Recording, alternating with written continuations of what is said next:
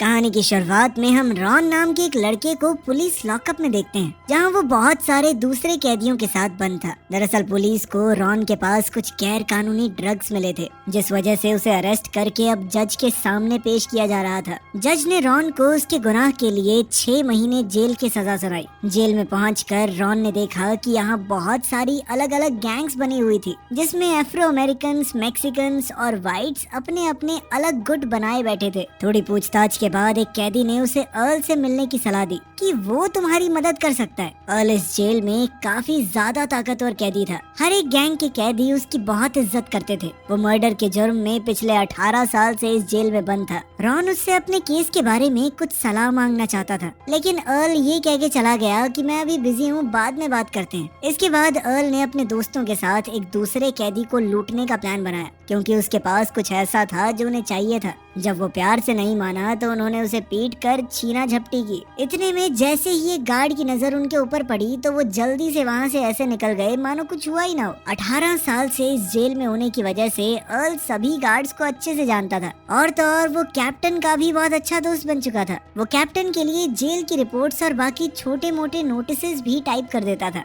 Ron के cell में उसके साथ एक ट्रांसजेंडर कैदी को डाला गया था, जिसने उसे बताया कि चिकना है तो लड़के, थोड़ा बच के रहना, समझा? तुझे तो कच्चा चबा जाएंगे, खूंखार दरिंदे भरे पड़े हैं इस जेल में। खैर उसी शाम अर्ल का एक दोस्त वीटो रॉन को साइको माइक नाम के कैदी से बात करते हुए देखता है। वीटो जानता था कि साइको माइक किस तरह का इंसान है, और उसने अर्ल को बताया कि रॉन पर जल्द ही एक अटैक होने वाला है। उधर रॉन का सेलमेट वो ट्रांसजेंडर कैदी भी रॉन को जल्द से जल्द एक तेज धार चाकू का इंतजाम करने को कहता है, ताकि रॉन खुद को बचा सके। अगले दिन रॉन ने जिम में अर्ल से पूछा कि उसे एक तीखा चाकू जैसा हथियार कैसे और कहां से मिल सकता है। साथ ही उसने अर्ल को साइको माइक वाली पूरी बात बताई। अर्ल ने कहा कि देख, तू कुछ महीनों के लिए आया है यहाँ पर, लड़ाई झगड़े में पड़ेगा तो तेरी सजा और बढ़ सकती है, समझा? जिसके बाद वो खुद अपने दोस्तों के साथ माइक से मिलने पहुंचा। उसने कह दिया कि वो नया लड़का रॉन मेरा रिश्तेदार है, और अगर उसे कुछ भी हुआ तो मैं बदला लेने आऊंगा। अर्ल इस जेल में हर एक गैंग के लोगों को जानता था। माइक ने सोचा कि एक नए लड़के के चक्कर में जेल के गॉड फादर से दुश्मनी महंगी पड़ सकती है,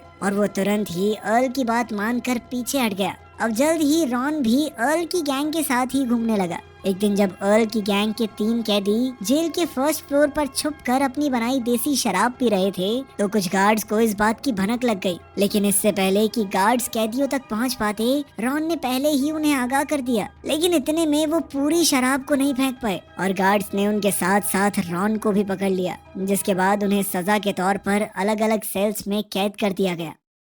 अर्ल को रॉन की ये बात बहुत पसंद आई कि उसने अपने बारे में ना सोचते हुए उसके दोस्तों को बचाने की कोशिश की थी। उसका शुक्रिया अदा करने के लिए अर्ल ने कैदी के हाथ रॉन को एक मैगजीन में छुपाकर सिगरेट की डब्बी और एक नोट भिजवाया, जिसमें लिखा था कि जब तुमसे सवाल किए जाएं तो इस बात पर टिके रहना कि मैंने कुछ नहीं किया। एक हफ्ते बाद जब जेल के ऑफिसर्स ने रॉन से पूछताछ की, तो उसने किसी भी ग्रुप के साथ शराब पीने वाली बात पूरी तरह से नकारते हुए कहा कि मैं तो बस वहाँ से गुजर रहा था, मुझे तो बिना बात के पकड़ लिया गार्ड्स ने। इस इन्वेस्टिगेशन के बाद सभी कैदियों की सजा में एक साल और जोड़ दिया गया, लेकिन रॉन बच गया। साथ ही अर्ल ने कैप्टन के ऑफिस में कैदियों की रिपोर्ट लिखते हुए रॉन की रिपोर्ट में काफी सारी अच्छी चीजें लिख दी, ताकि अगली हियरिंग के दौरान जेल में उसके अच्छे बर्ताव के चलते जज उसकी सजा को और कम कर दे। जिसके बाद रॉन ने अर्ल से मिलकर उसका शुक्रिया अदा किया। तभी अचानक रॉन ने देखा कि कैदियों के फ्री टाइम के दौरान एक आदमी को उसकी आंखों के सामने चाकू से मार दिया गया। वो इस घटना से काफी डर गया, और अर्ल को भी इस बात का एहसास हुआ कि रॉन एक मासूम लड़का है, जिसके लिए इस जेल में कोई जगह नहीं थी। जिसके बाद उसने रॉन को जेल के डॉक्टर से मिलने को कहा।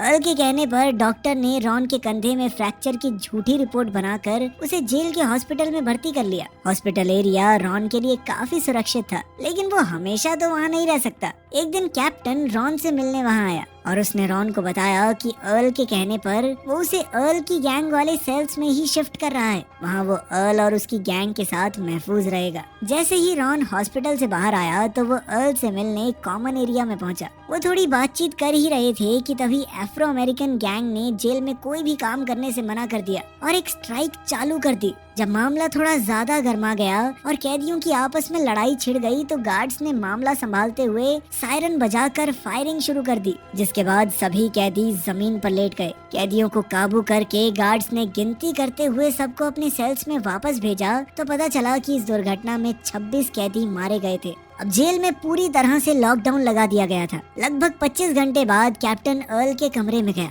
और कहा कि चलो अपने कुछ भरोसेमंद साथियों के साथ किचन का काम संभाल लो, ताकि कम से कम जेल के गार्ड्स और बाकी कैदियों के लिए खाना तो बन सके। अर्ल ने गार्ड को कहकर रॉन को भी किचन में बुलवा लिया, जहाँ पर कैप्टन, गार्ड्स और अर्ल डिनर कर रहे थे। अर्ल ने उसे ताज़ा बना गर्मा गर्म खाना दिया और समझाया कि ऐसे किसी दंगे के बाद इसी तरह के प्रोटोकॉल को फॉलो किया जाता है ताकि कैदियों को कंट्रोल में लाया जा सके। रॉन ने अचानक ही उसकी बात काटते हुए अर्ल से पूछ ही लिया कि वो उसकी इतनी मदद क्यों कर रहा है। 1 महीने पहले तक वो उसे जानता भी नहीं था, जिस पर अर्ल ने बताया कि जब वो इस जेल में आया तो लगभग रॉन की ही उम्र का था, तब उसकी किसी ने मदद नहीं की और आज तक उसे याद है कि तब वो कितना डरा हुआ था। अर्ल नहीं चाहता कि रॉन के साथ भी अब वैसा ही हो।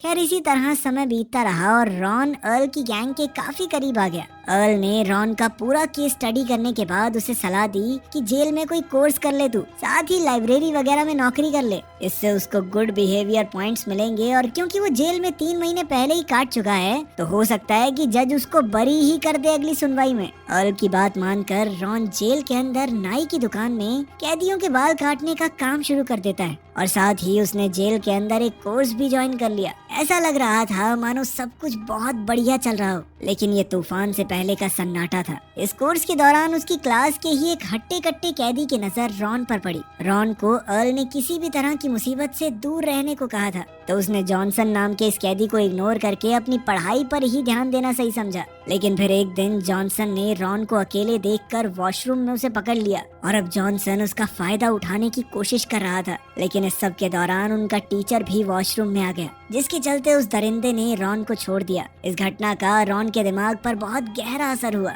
और अब उसे अपनी लाचारी और कमजोरी पर घिन आ रही थी। वो सोच रहा था कि अगर अर्ल और उसके दोस्त ना होते तो वो तो खुद को 2 दिन ना बचा पाए इन दरिंदों से। अब उसने अर्ल को बिना बताए जेल के एक बूढ़े कैदी को कहकर एक बड़े से चाकू का इंतजाम किया, जिसे लेकर वो सीधा उस कैदी पर हमला करने निकल पड़ा। लेकिन उस बूढ़े कैदी ने अर्ल को बता दिया कि रॉन आज एक चाकू लेकर गया है मेरे पास से। अर्ल जल्दी से उसके कमरे में पहुंचा और उसे समझाया कि देख, जो भी तेरे साथ हुआ गलत हुआ और बदले की आग जो तेरे अंदर जल रही है ना वो भी सही है, लेकिन अगर तूने उसके ऊपर हमला किया और गार्ड्स को भनक भी लग गई तो एक और केस लग जाएगा तेरे ऊपर। जेल में सड़ना चाहता है क्या तू हमेशा? हाँ। साथ ही उसने रॉन से वादा किया कि वो अपनी गैंग के साथ उस कैदी को सबक जरूर सिखाएगा, पर इस बार रॉन अपना बदला खुद लेना चाहता था। वो बिना अर्ल को बताए अपना चाकू लेकर उस आदमी के सेल में पहुंच गया, लेकिन जॉनसन को रॉन से बिल्कुल भी डर नहीं लगा। उधर रॉन को अपने कमरे में ना पाकर अर्ल भी जल्दी से वहां पहुंच गया और उसने जॉनसन को देखते ही उस पर हमला बोल दिया।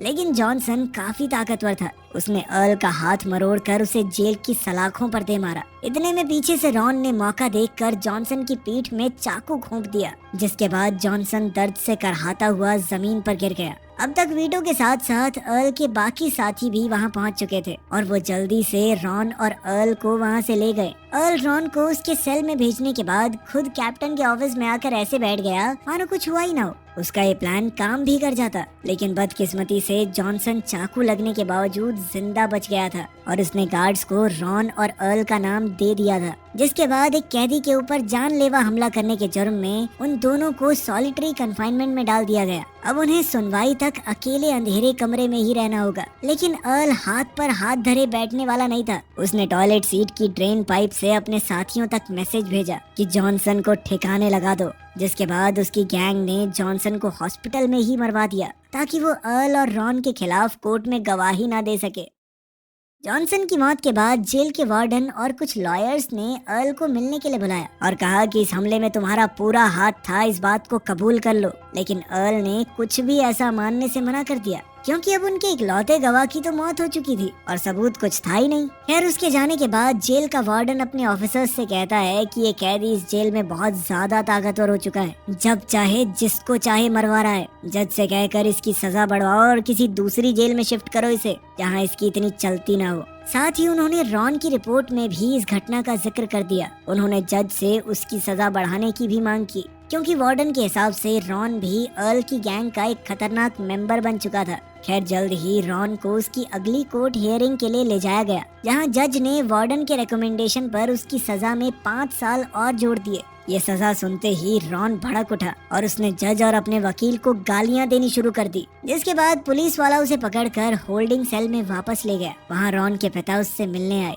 और अपने बेटे की ऐसी हालत देखकर उन्होंने भावुक होकर कहा कि बेटा तू चिंता मत कर, मैं महंगे से महंगा वकील लेकर आऊंगा, पर तुझे जेल से छुड़ाए बगैर चैन से नहीं बैठूंगा। उसी शाम सॉलिटरी कन्फाइनमेंट में कैप्टन अर्ल से मिलने के लिए पहुंचा और वो अपने साथ कुछ सिगरेट और एक बुरी खबर भी लाया था। असल में जेल के नए वार्डन और कुछ अफसरों ने अर्ल को इस जेल से ट्रांसफर करने का प्लान बना लिया था, क्योंकि जेल में इतने साल बिताने के बाद अब अर्ल का नेटवर्क इस जेल में बहुत ही ज्यादा ताकतवर हो गया था और वो अब सबके लिए बहुत बड़ा खतरा बन चुका था। इसीलिए ऑफिसर्स जानबूझकर हॉस्पिटल में हुए कत्ल को भी अर्ल से जोड़ने की कोशिश कर रहे थे, क्योंकि वो आदमी उसके और रॉन के खिलाफ गवाही जो देने वाला था। कैप्टन के मुंह से ये बातें सुनने के बाद अर्ल को जिंदगी में पहली बार टेंशन हो रही थी, क्योंकि वो किसी भी हाल में इस जेल से नहीं जाना चाहता था और इसीलिए उसने तुरंत ही एक प्लान बनाना शुरू कर दिया, जिसके लिए उसने सबसे पहले जो गार्ड्स उसे खाना देने आते थे उसे खाना बंद कर दिया और फिर एक छोटे से ब्लेड से अपने हाथ से थोड़ा खून निकालकर उसने अपने शरीर पर लगा लिया और फिर उस बचे हुए बासी खाने को टॉयलेट सीट पर बिखेर दिया।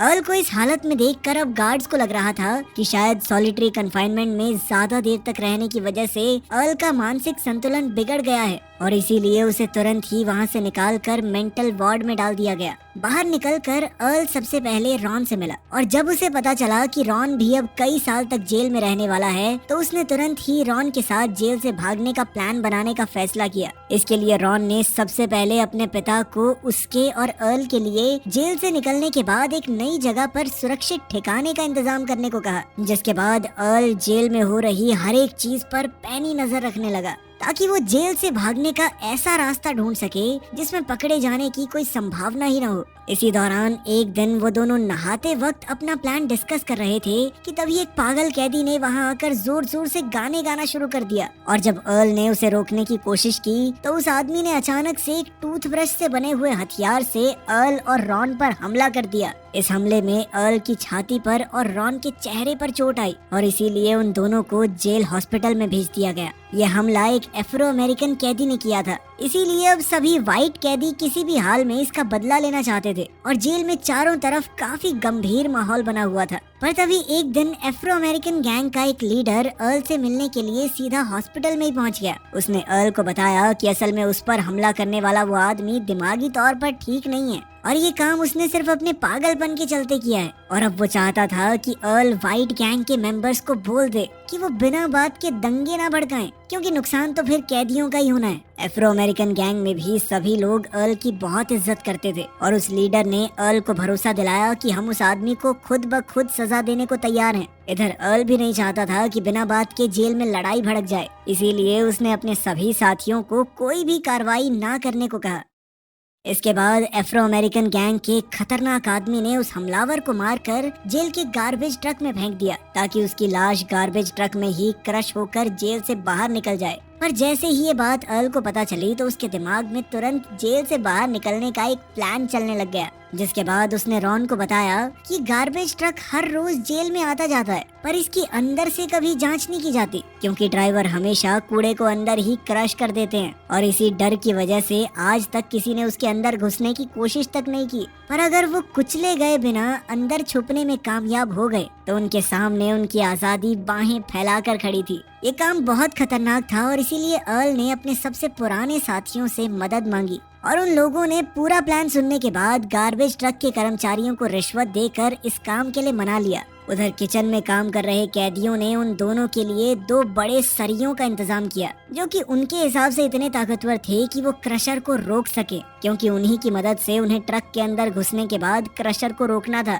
वरना उनकी हड्डी पसली एक हो जाएगी। सारी तैयारियां खत्म करने के बाद अब अर्ल और रॉन जेल से भागने के लिए तैयार थे। एक रात पहले अर्ल अपने सभी खास साथियों के साथ एक आखिरी बार बैठा और उन सभी को अलविदा कह दिया, क्योंकि अब 18 साल के बाद अगली सुबह वो यहाँ से भागने वाला था। खैर अब अगली सुबह अपने कमरों से बाहर निकलते ही रॉन और अर्ल चुपके से किचन में घुस गए, जहाँ कुछ कैदियों ने उन दोनों की गार्ड्स से छुपने में मदद की, जिसके चलते वो लोग गार्बेज बैग और उन सरियों को लेकर सीधा गार्बेज ट्रक के पास पहुंच गए, जहां गार्ड्स की नजर से बचते हुए रॉन सीधा ट्रक के अंदर कूद गया। पर जैसे ही अर्ल की बारी आई तभी अचानक एक गार्ड वहां पहुंच गया, जिसके चलते अर्ल चाहकर भी उस ट्रक के अंदर नहीं कूद पाया। अब तो गार्ड ने दरवाजा भी बंद कर दिया और फिर वहीं खड़ा होकर ट्रक वाले से बातें करने लगा। ठीक उसी समय ट्रक के अंदर मौजूद रॉन ने उस सरिये को क्रशर के बीच में अटकाकर अपनी जान बचा ली। कुछ देर बाद वो ट्रक किचन एरिया से निकलकर गेट पर पहुंच गया। यहाँ रूटीन चेकिंग के दौरान किसी भी गार्ड का ध्यान अंदर मौजूद रॉन पर नहीं गया।